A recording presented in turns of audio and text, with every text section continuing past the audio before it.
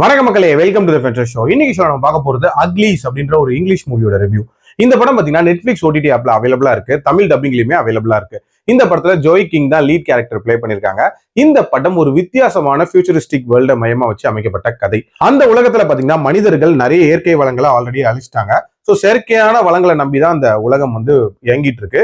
So அதை இயங்க வைக்கணும் அப்படின்னா ஒரு விதமான ஈக்குவாலிட்டி மனிதர்களுக்குள்ள நிலவணும் அப்படின்ற மாதிரி யோசிக்கிறாங்க. அதுக்கு ஃபர்ஸ்ட் அவங்க எடுத்து வைக்கக்கூடிய ஸ்டெப் தான் பியூட்டி ஸ்டாண்டர்ட்ஸ். அதாவது ஒருத்தங்களுக்கு 16 வயசு ஆயிடுச்சுன்னு வச்சுக்கோங்களேன், அவங்களுக்கு ஒரு ஆப்ரேஷன் பண்ணி வச்சிருக்காங்க. அதாவது அவங்களோட அழகை கூட்டுற மாதிரியான ஒரு ஆப்ரேஷன், சோ தட் எல்லாருமே சேம் பியூட்டி ஸ்டாண்டர்ட்ஸ்ல இருப்பாங்க அப்படின்ற ஒரு இன்டென்ஷனோட ஹீரோயின் இன்னும் 3 மாசத்துல அதை பண்ணிக்க போறேன் அப்படின்ற மாதிரியான ஒரு எக்ஸைட்மெண்ட்ல இருப்பா. அவளோட ஃப்ரெண்டா இருக்கக்கூடிய ஒரு நபர் ரீசெண்டா தான் பண்ணியிருப்பான். அவன் அங்க போனதுக்கு அப்புறம் பாத்தீங்கன்னா அவனோட மைண்ட் அப்படின்றது வேற லெவல்ல மாறிடும் அப்படின்ற மாதிரி காட்டுவாங்க. அந்த டைம்ல தான் ஷே அப்படின்ற ஒரு பொண்ணோட இவளுக்கு ஒரு ஃப்ரெண்ட்ஷிப் அப்படின்றது உண்டாகும். அவளை பொறுத்த வரைக்கும் இந்த மாதிரி ஆப்ரேஷனுக்கு அகேன்ஸ்டா இருப்பா. அண்ட் அவளுக்கு ஒரு கேங் இருக்கும், அதாவது ஒரு கிளர்ச்சியாளர்கள் குரூப் அப்படின்னு வச்சுக்கோங்களேன். அவங்க இதுக்கு அகேன்ஸ்டா நிக்கிறாங்க. ஸோ அவங்களோட இன்டென்ஷன் என்ன, எதுக்காக அகேன்ஸ்டா நிக்கிறாங்க, அண்ட் ஹீரோயின் யார் பக்கம் போறா, ஹீரோயின் கடைசியா பண்ணிக்கிட்டாலா இல்லையா அப்படின்றத இந்த படத்தோட கதை. எனக்கு இந்த படத்துல பிடிச்ச விஷயம் அப்படின்றது அந்த ஃபியூச்சரிஸ்டிக் வேர்ல்ட காட்டின விதம் அப்படின்னே சொல்லலாம். ஒரு மாதிரி நீட்டாவே காட்டியிருப்பாங்க.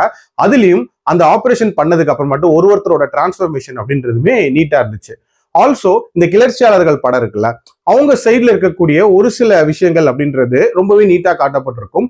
அண்ட் ஹீரோயினோட அந்த டைலமோ ரெண்டு சைட்ல எந்த பக்கம் போலாம் அப்படின்றதுமே ரொம்ப நீட்டாவே காட்டியிருப்பாங்க. எல்லாத்துக்கும் மேல அந்த டுவர்ட்ஸ் தென் நடக்கக்கூடிய ஒரு பேட்டில் அப்படின்றதுமே ஓரளவுக்கு இன்ட்ரெஸ்டிங்கா இருக்கும். அண்ட் டியூரேஷன் வைஸ்மே பாத்தீங்க அப்படின்னா ஒரு 1.25 மணி நேரத்துல முடியக்கூடிய ஒரு படம் தான். பட் இந்த படத்துல பிரச்சனை என்னன்னா, அதாவது ஒரு சைடு இவங்க பண்ற விஷயங்கள் ரொம்ப அநியாயமா இருக்குன்ட்டு தான் ஒரு கிளர்ச்சியாளர்கள் படம்னு ஒண்ணு உருவாகும். அந்த அநியாயத்தை இவங்க காட்டின விதம் அப்படின்றது பெரிய லெவல்ல இம்பாக்ட்ஃபுல்லா இல்லை அப்படின்னே சொல்லலாம். ஸோ எந்த சைடு நம்ம சப்போர்ட் பண்றது அப்படின்ற மாதிரி கூட தெரியல.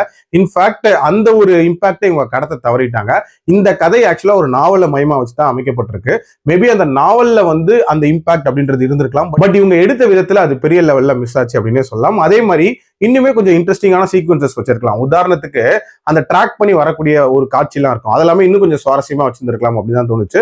ஓவரால் ஒரு மாதிரி நார்மலா எடுக்கப்பட்ட ஒரு ஸ்கைஃபை த்ரில்லர் தான். பட் ட்ரை பண்ணணும்னா கண்டிப்பா ஒன்ஸ் ட்ரை பண்ணி பார்க்கலாம். என்னோட ரேட்டிங் இந்த படத்துக்கு 2.7 out of 5.